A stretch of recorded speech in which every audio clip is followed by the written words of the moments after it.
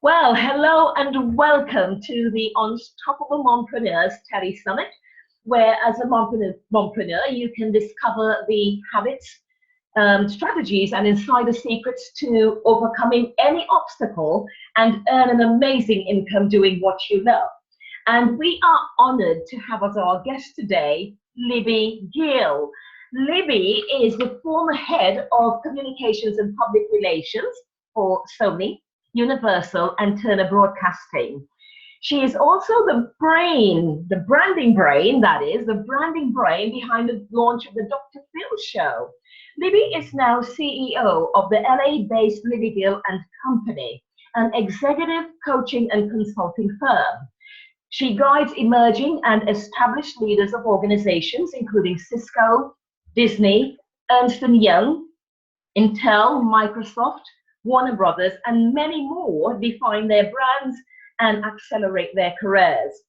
Author of 4 books, including the award-winning You Unstuck and Capture the Mind Share and the Market Share Will Follow, Libby has shared her success strategies on CNN, NPR, The Today Show, and in Business Week, Time, the New York Times, Wall Street Journal, and many more. I'd like you to join me in welcoming Libby Gill. Hi, Libby. Hello, Cheryl. Nice How to see are you. you? Great. Happy to be here. Fantastic. I'm so glad you can make it. Thank you very much for joining us on the Unstoppable Mompreneur Telesummit. All right, so I'd like to jump in there, and I'd like to say to our audience, our listeners here, please take a moment and grab a notepad and a pen, because I definitely have mine here with me. There will be just a treasure trove of information shared over the next 11 days with the experts, amazing experts in this field, and I don't want you to miss a single nugget. I certainly will not be missing a single nugget. So I've got my pen at the ready, I've got my paper here at the ready, and I too will be note-taking. All right? Excellent. Well, Libby, first of all, can you tell us a bit about yourself? We know you're a mom. Can you tell us a bit about your kids, number of kids you have, a bit about your own journey into becoming a mompreneur, and crucially, what made you decide to go into business for yourself? Well, yes, I am a mom, as you say, over the pond. I'm a mom. I have 2 boys. They are now young adults. They're millennials. In fact, as Cheryl, you know, I was a little late because my son he just started his junior year in college and had to tell me how much he loves studying Russian. Had to take that phone call. Fantastic. So one of my boys is in graduate school studying international education management and public administration. He wants to work in academia or nonprofit. My other one is a budding writer and Russian historian. So interesting guys. And when I started my career, as you mentioned, I worked in entertainment for many years, and pretty challenging and really time intensive kind of career. So I was chained to, back in the day, a pager, and later on my cell phone, but I was always on call and on deadline. And my then husband, a great guy, we're no longer married, but still a terrific dad, stayed home with the kids. We made a decision that since I was a studio executive and had great pay and benefits and all of that, we had I wouldn't even say luxury, because a lot more people can live on one income than think they can. Yeah. But that's how not everyone, but we could. Did. And I actually wrote a book about women as the primary breadwinners and men as caregivers. The first of its kind. And I decided that after 20 years in television, essentially doing the same kind of work, although I went up the ladder, I worked at 3 different companies and went through lots of changes, that it was time for a change. What I truly loved was developing talent, people. helping them find their passion, carve out a path to their career goals. And as crazy and frantic as entertainment could be, it was not a particularly employee-friendly field. Nobody was there to pat you on the back and give you career choices. So I felt that was my job, and it was just sort of instinctive. But I turned out to be a very strong leader and felt very passionate about it. So when the idea of coaching became a profession, I felt like I'd been doing that all along and decided that's what I want to do. And I started coaching people, really consulting people who were either trying to get into the entertainment field or in some cases get out and define their next career phase. And that grew over time. And because I was an executive with a nice pedigree, fortunately, I was able to go into a lot of Fortune 500 organizations and work with their leaders. Great. And the decision was, it's time to do something new. It's time for a new challenge. I wanted more freedom, not necessarily more time, because you work just as hard, if not harder, as a business owner. Absolutely.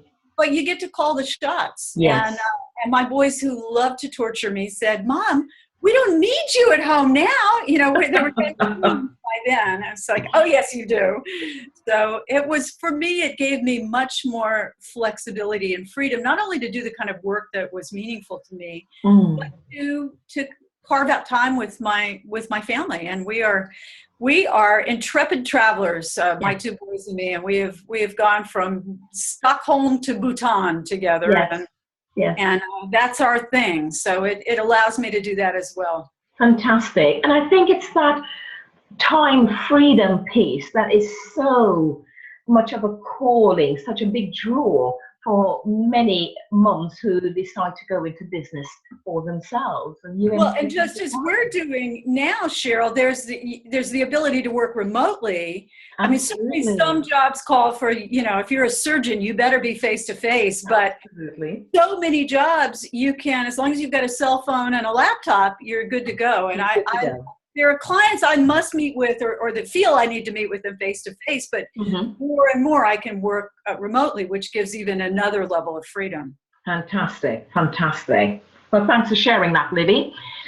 What were some of the challenges that you faced early days of starting your business? Because, sometimes I feel there is a little bit of a pie in the sky that is sold or that somehow gets transmitted, that all there is to owning your own business is time freedom and financial freedom, and everything is perfect and just airy fairy. But you and I know, and everyone in this industry knows, it's not that easy. What were some of the early challenges you faced, and crucially, how did you overcome them? Those are great questions. And you're right. There are a lot of people that tell you, oh, overnight success, and you're going to be rich. And wish that it were that simple, but it is not. I felt like leaving a corporate position where everything is somewhat mapped out for you, and you certainly know your income and your benefits. Suddenly you're in this sort of, forgive this phrase, but we use this, it's an eat what you kill world. If you don't go out and make the business, there's no money coming in. So you've got to have a level of fortitude. For me, it also felt a bit like falling off the radar. It was, I had a big company name behind me, and suddenly it was just my name, and I had a good reputation, but it's not the same as, hey, it's Libby Gill from Universal. When it's Libby Gill from Libby Gill and Company. So you really have to define your brand and what your service offerings are, and have a story that's compelling, that speaks to the right audience. So I think trying to figure that out, that wasn't easy initially. My skills lay in branding and communications, and yet I was an executive. I had a corporate background, so it was sort of, wait a minute, do I work with entrepreneurs? Do I work with corporate people? Is there a way to work with both? So you really have to figure some of that out as you go. Have a very clear roadmap and plan, and then test the marketplace. And that requires some stamina and some guts in order to with that. Yes. You touched on a couple of crucial words there: fortitude, stamina, guts. And it's not to be arrogant or harsh at all, but really entrepreneurship is not for the faint at heart. No, at all. And I say that without judgment. But it does require those things. I don't know of a single person that was born with any of those attributes. They can be developed, they can be honed. And, you spoke to that very eloquently. thank you. And I made plenty of mistakes. I Yes. spent time sort of having faith that business would come, as opposed to really learning how to market myself. It was, I had a background in marketing and writing. I'd always been a professional writer in business. And I'm not sure how people succeed in their own business without some of these skills. And if they don't have them, better hire quickly or find, and there are ways to hire freelancers and part-time people to fill those gaps. And that's one thing entrepreneurs need to do often sooner than they think they do. Absolutely. Absolutely. So true. Okay. Now, what is a challenge that comes up for you even now that you are more established? Because, sometimes I think people think, oh, once I get this off, once I get it, firmly on its feet and up and running, everything would be smooth sailing. And it isn't. Yeah. Again, yes. Wish that were so. Yes. So what are some of those challenges for you, and how do you manage them? I think the challenge is I did get to a point, or have gotten to a point, fortunately, that business comes, and that I have lots of referrals. I've had my own business now for 16 years, so I've got a reputation and I've got a body of work. But nonetheless, I've looked. There are moments where your business takes a bit of a dip, and I think, wow. What do I need to try differently? What's new? What does my audience want? So it's constantly reinventing and looking at delivery. For example, I just created an online course, and it will be attached to small mastermind groups as another way to deliver what I do. And that allows me to offer a lower price point to people that can't afford one-on-one coaching. It's a new way to harness technology to work remotely. So it's that constant reinvention. And quite frankly, it can be either energizing or exhausting, depending on the way you look at it. Sometimes both. But it really is a matter of looking at your business, paying attention to numbers. I was never a great person on tracking numbers, and I've had to do that and learn that. So that's a skill that people need to build if they don't have that. I was very much a word person and not a number person, and you've got to learn at least the basics of those skills. That's a brilliant point that you touched on there, because I think a lot of us who are drawn to the work we do, we are naturally drawn to it because we are people persons. We are communicators, whether we may be introverted or extroverted, there is that people element that calls, to us, and we can get engaged. We can really get into that. And so oftentimes with that, the numbers can take a bit of a background. It doesn't mean, and I really want to emphasize this, it has nothing at all to do, nor does it add any credibility to a well-known myth that sometimes women aren't great with numbers. Yeah, no, I agree. Nothing to do with that at all. But it's just that oftentimes we're such people persons, such carers, such nurturers, things like numbers can take a background, nothing to do with our skill level. But you highlighted the importance of our numbers, because no numbers, no business. Well, and also in addition to learning and building systems and structure, so many women undervalue their services. And I do a lot of work with women around what their service offerings are, how they'll charge for that, when they know if that's the right number, how they can incrementally push that up. And I've got, and a lot of mumpreneurs are certainly, as you said, people persons. They want to serve. That's right. To your own detriment. You're out of business and serving no one if you don't figure out the right number. Absolutely. Great. So having touched on, some of the mumpreneurs that you work with here, what would you say is the number one obstacle that you see holding most mumpreneurs back? And what advice would you offer to help them overcome that obstacle? Well, to put it in one big category, I would say it's fear. that either in the early stage of business, people are not bold enough to claim, this is what I do, this is my skill, this is my talent, this is my story, and here's what I have to offer you, and here's the price attached to that, the value with that.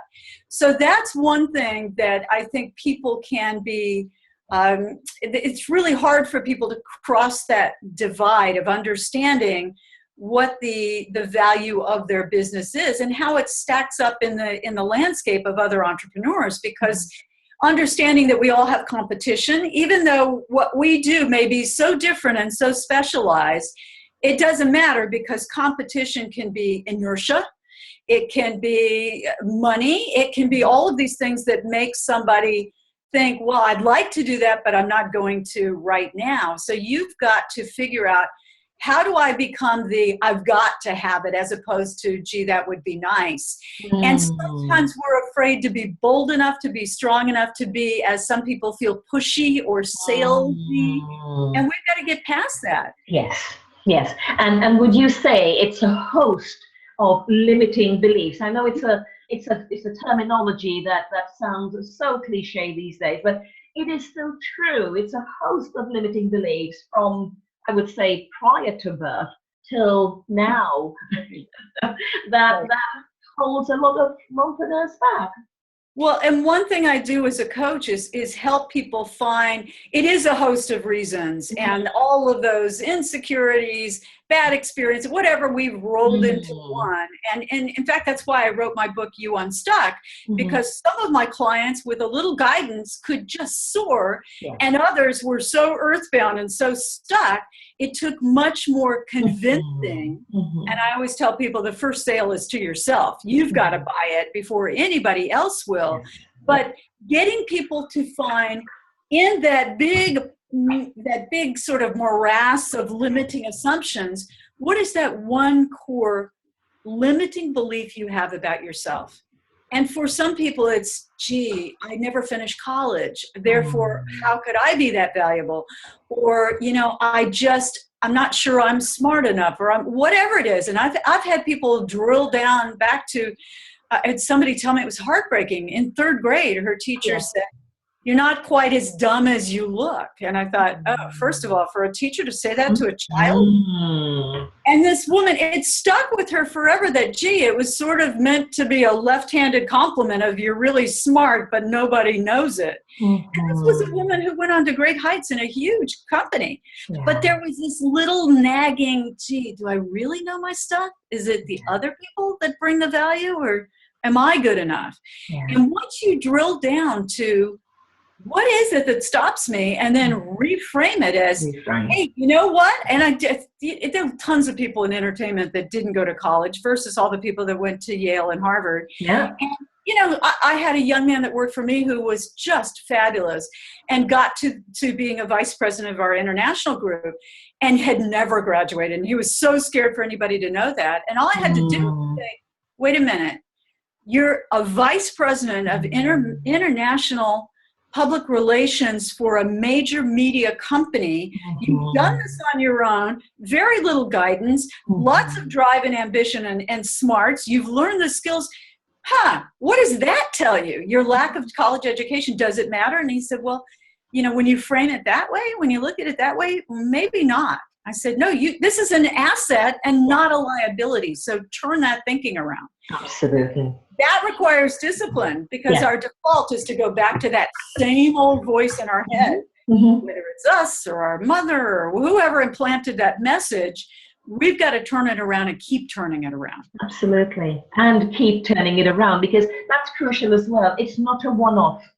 It is constant work until we get to that point where, it doesn't have to be that repetitive anymore. But you are right. Absolutely right. Great.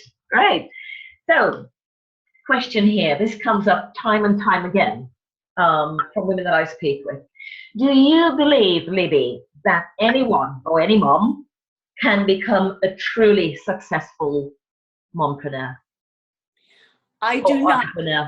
I don't, Cheryl. I think some people are not cut out to be entrepreneurs. There's a level of ambiguity, uncertainty. It can keep you up at night, that going after the business, all of those things that are not for everyone. And in fact, a woman I was coaching, I love working with smart women. That's my absolute Yes. Smart women who really want to do something to change the world. And I worked with one woman who, there's a story about her in You Unstuck, longtime law partner, high-level corporate litigator. And, on the outside, and I've worked with enough attorneys to see they can be tough as nails on the outside, not always on the inside. They advocate for others. So she was at that turn, I want to do something new in my career. And we explored 3 different options. She would have explored indefinitely, but I put a timestamp on that. It's like, okay, you got 3 months and nail it down. She was going to explore nonprofit, government service, or a lateral move to another firm. Quickly ruled out the lateral move. It's like, why do I need to put in 10 years at a new firm doing exactly what I've already done here? Looked at government service and looked at that, was studying that, looked at nonprofit, and the other thing was entrepreneurship. Wanted to coach young women attorneys. She looked at what it would take to run a business, to start it, to do everything herself, and just thought, oh no, that's not for me. I don't want the worry. I don't want the stress. I don't want to be up at night figuring out how to make all these pieces fit. I said, don't do it. It's like having children. If you don't really want them, don't do it, because it's way too much work. So it's that kind. You've got to have that passion, almost that you can't stop yourself from doing it. There we go. That's what makes an entrepreneur. Well, no, go on. Sorry. For people that decide, no, I want a safer, more secure, more prescribed pathway in the corporate world, absolutely stay there and do that. There's no shame in that. You don't have to be an entrepreneur if you don't have that personality for it. I'm so pleased that you answered that very honestly, because sometimes we hear that, anyone can do it. But you pointed out very crucially that no, it's not for everyone, highlighting the reasons why, and that's okay. That's okay. And Cheryl, anyone can have a hobby. And I think amateurism and hobbies are vastly underrated. People think, you're not making money at that. If something speaks to you and you want to be a photographer and you don't know how to make money, have it as a passion, have it as a sideline. Even if you make a little bit of money, but that's not your core business, do it. Don't stop yourself from that passion.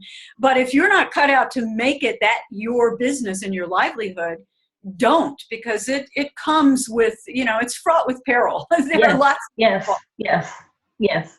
Fantastic. Thank you for that. Now, there's a lot of talk also about work-life balance. We hear a lot about it. Okay. I get you with the rolling of the eyes there. Now, and there, over the last few years, we've been hearing more about a blend, work-life blend. Which do you veer most toward? Well, clearly, I think it's a blend, because balance sort of implies that, you can fit it into neat compartments and it sorts itself out. I do think that we have to set some boundaries for ourselves. And I know certainly the corporate world, you can work yourself into a tizzy and never see your children. And people will say, oh no, go home. But they're, secretly delighted that you're working 80-hour weeks. But in fact, you've got to set those boundaries. But for us as entrepreneurs, it's up to us and it's within our power. Nonetheless, sometimes that adrenaline and juice takes over and we do devote a lot of time to the job. We've got to find a way of working that blends. And I found that by, my kids have both gone with me on speaking trips and sold books for me. And they see what I do. It's kind of like, oh, there's mom again. And, they'll say things like, don't try and motivate me, or, don't, that sort of thing. Yeah. One time when my older son is a serious guy, and he will give me advice on he's always on me that I don't do enough. He thinks I need to do a lot of, as he calls it, the Libby care side of my business, the pro bono, the nonprofit. He's a very servant leader personality. Yes. My younger son is my creative guy, but both of them they weigh in. But when I once took my son with me, and it's a great way to share your experiences. Absolutely. And I heard it, I spoke to one of my nonprofit loves is a group for young women who are going into college, and then a group going into an MBA program. And it's a great foundation called the Forte Foundation. And I've spoken for a number of times for their young women. And my son came and sold books for me. And as I'm taking questions and talking to people after my presentation, I hear him behind me saying, because I have my branding book and I also have my You Unstuck book there. And I could hear him saying, well, if you need a little bit more personal, you want to really get into what's holding you back, you want this, or you want more help with your brand, this is the one for you. Both of them. Amazing. That's my boy. And it was just, you find ways to blend, and kids get it. They see you got to, hey, you go to a very expensive private college because I'm out there working. Yeah. And it's great fun when you can do that. And when your kids see that your skills can fit into their lives. I mean, when my kids discovered, gee, you really are a writer. You've sold books, you had a newspaper column. Can you look at this essay? This is my purpose statement for grad school. It was like, okay, after version 10, you're on your own. Yeah, but absolutely. Everyone does it in her own way. Absolutely. And you have to figure it out, but it is a conscious decision. Mm-hmm. You don't want, if it's your sole support of the family, you got to take that very seriously. Mm-hmm. If you've got a partner who's also bringing in money, maybe you can take more time, but look at how time is spent, and your calendar is the best way to show you what your values are. And we've got to figure that out. I've got a 95-year-old mom, and I have to block out time for that to spend with mom. She's, her days are X on the planet, although my mom, she's got a lot of spirit and energy for 90. Absolutely. Well, we've got some time, but you have to measure those things. It's a cliche, would do one more project on your deathbed. Is it one more project, or is it time spent with your family? And of course, it's spent with your family. But in the moment when you're paying bills, it doesn't always feel like that. So finding that blend or balance is definitely crucial. Absolutely. Absolutely. So you touched a bit on this already. I will ask it a bit more explicitly. What impact does being a mompreneur have on your children? It does. They see that I have something that I'm passionate about, and they see that one can be self-directed, can make a decision. I'm going to figure out how to make this work. And also that it's a constant reinvention and reevaluation. And my kids are interested. They'll ask me, how's business going, Mom? And my older son particularly, because he's got a bit of an entrepreneurial mindset as well. Yes. He will weigh in on, I'm not sure that's a good use of space on your homepage. Or when I just redid some of my website, and he looked at it and he said, oh, I like where you've gone with that. The boldness really pops out. People are going to notice you. And I thought, okay, that's very, so they see that they can invent their world. Yeah. And to me, that's the most important thing. And both of them, when they decided what they wanted to study in college, a lot of parents say, and some of this is cultural, you need to be a doctor, a lawyer, engineer, an accountant, so you can immediately get to work. And while part of me sees the beauty in that, I just couldn't do it.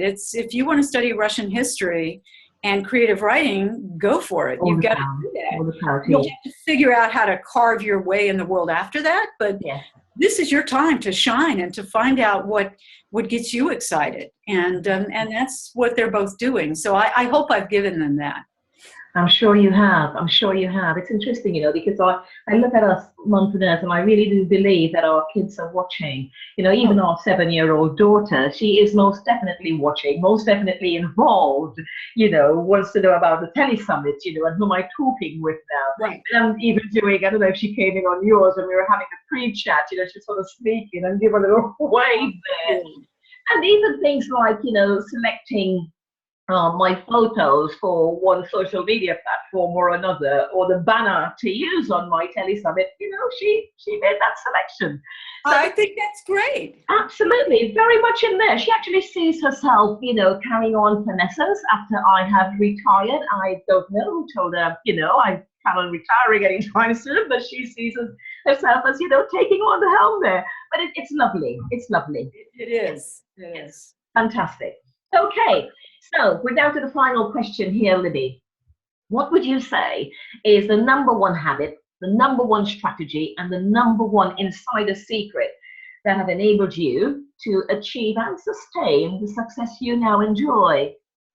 Such a good question. I think the number one habit would be to ask a lot of questions, to really be a sponge for information. And we can get in this information overwhelm because, as you know, there's a lot out there. So I think you have to find people that speak to you, that resonate, that touch your heart, or that pull at your emotions in some way and have something to say to you. And follow those people and ask questions and raise your hand. It's amazing. When I go out and speak, I always say, and I present to big groups and college students and everything in between, big corporate groups. And I'll say, you know, if you've got a question for me, pick up the phone or shoot me an email. I don't care if it's down the line, you know, a year from now, remind me where we met, because I know that many people will do it. Yes. And the ones that do, I think, oh, you're bold, you're smart, you're brave to pick up the phone and call someone you don't really know. We met for 5 minutes, you saw me speak. And I've now started a little video series called Ask the Coach. Okay. I get often the same questions as you do repeatedly. So I'm going to kick off this series soon. Fantastic idea. The strategy, I am a big believer in reverse engineering. I always start about 18 months out or a year out looking at what is the one thing I must complete this year. One big initiative. Last year it was the online course. This year it's a new book. And then my written plans are 90 days. So I know what the big end goal is, but then I break it down into 90-day plans and stick to that 90-day plan. It's a written plan. I stick to it. I go back to it, and I get my clients to do the same. And then my secret, insider secret, is have an accountability buddy. That's a more common phrase now. When I started my business, I was in my late 40s, had never run a business, started my business, published my first book, got divorced, bought a house, lost my dad, lost 30 pounds, all in the same year. It was a volatile year. And I found someone, I didn't know she was my accountability buddy, but we did a 10-minute phone call every morning just to stay on track. Where are we going? What's on your top burner today? And what are you scared of? And how can I help? And that became a way of life. And now it's once a week. But I have an accountability partner to keep me moving forward, to challenge me, to say, don't wimp out and send that email. Pick up the phone if you've got a problem, whatever that is. They make you a little gutsier, a little braver than you would be left to your own devices. And that's, to me, is a life-changing secret. I think everybody should have one. I agree. I most definitely agree. So and that's what you're doing. You are offering that in a way to lots of women. But from there, they'll find you or others and say, oh, I want to take all this knowledge and now put it into action. Yes, definitely. We're at that point now, Libby. This has been so amazing, so much information shared, and I thank you for every single one of them. So now, can you please tell our listeners a bit about your free gift? Libby does have a free gift that she is going to share. And yes, please tell us about the free gift and where they can find you. Well, I started this an online course, as I mentioned, and then I decided I'm going to build a quiz so that people can just take a snapshot in about 3 minutes. They can take, and this is very much what I do with my clients and Fortune 500 companies and individuals, is to take a snapshot of where you are right now in your career. So you can go to yourcareerquiz.com. Right. You can take that career quiz and look at what's working, what's not working, how you can accelerate your path. And then from that quiz itself is not just the bonus, but you will get an excerpt from my books. You'll get an introduction to me, connected. And it's a really easy way to step outside the day-to-day, because we get so mired in that, that hamster wheel of our business. You've got to step back and say, oh, I just want to take a big picture of where I am. And this is, I'm very much into measurements and scales. As I said, I'm not a numbers person, so I have to put a number on everything. Yes. And it gives people a way to track, and they get they'll get their results right away. They'll see what's working in their business. Great. I know we will have that information. We will have the URL there. But can you say that again, please, so anyone who missed it can catch it, Libby? It is yourcareerquiz.com. And Cheryl, I'm going to give you a second one just because you're so fabulous. It's mybrandingquiz.com, which is another looking at the purposefulness of your brand. Mm-hmm. The story you want to tell about yourself. Okay, great. So there you go. Careerquiz.com and mybrandingquiz.com. We've got a bit of feedback happening now, but we are wrapping up anyway. Libby, thank you so much. It's been an absolute pleasure having you on the show. Thank you for sharing as much as you've done. Brilliant. Thank you so much. My pleasure. Thank you, Cheryl. It was a delight. Very welcome. Take care now. Bye-bye. Bye. Okay, great. How'd that work for you? Sorry? How'd that work for you? I thought it was brilliant. I thought it was. How did it work for you? Excellent. You're a wonderful interviewer. You stuck to your questions, but you veered in all directions, which is the most fun of all. Yes. It was terrific. I think you'll have a good piece. Fantastic. It has to be terrific for you. I do want it to be terrific for you as well. Fun, but delivering value. And I hope it captured that. I think it did. I'm very pleased. I think it was great. And I will redo that agreement and send it off. You repurpose this however you wish. Oh, fantastic. And, the same goes for you. So anything that's there, you can do it too. Okay. Fantastic. Lovely. Well, thank you so much, Libby. An absolute delight. Yeah. I've got to go pick my daughter up now. Bless her.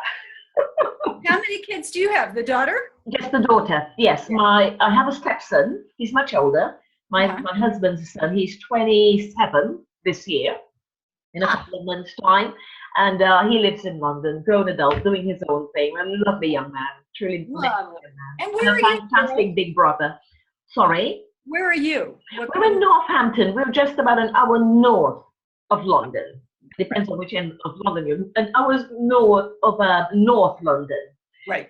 So yeah, kind of veering more into countryside and away from the hustle and the bustle, but it's nice. Oh, it sounds very nice. Yeah, great. Good luck with the Telesummit, and we will stay in touch. We will definitely stay in touch, Libby. I think, and I hope we've started a relationship here too, which will grow from strength to strength. I wish you every success in everything you undertake for the remainder of the year and the year to come. Is there anything that I can help you with? Not at this moment, but I'm sure as your Telesummit grows, we'll think of something to cook up. So Perfect. All right. Thank you so much, and have a lovely rest of the day. You too. Bye-bye. Bye-bye now.